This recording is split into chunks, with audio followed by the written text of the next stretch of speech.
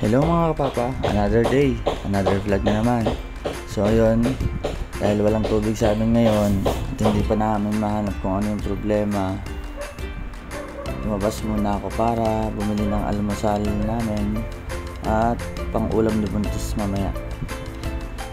So yun, makikita nyo dyan yung ginagawa. So ayun, prepare ko lang muna yung aming almusal. Bumili lang ako dyan ng suman, spaghetti macaroni, tsaka yung sinigang na baboy para sa ulam ni Buntis mamaya, tsaka yung pandesal. So yun, yung palabok natin dyan ay overload sa sauce.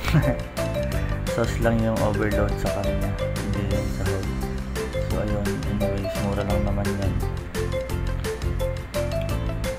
So yun, magtitimple lang ako ng kape at Milo para kay Buntis. Hirap, hindi ako makapagluto dahil sa problema sa tubig. Puro problema dito sa aming apartment. Kakaayos naman ng problema ng isang araw, ngayon tubig naman.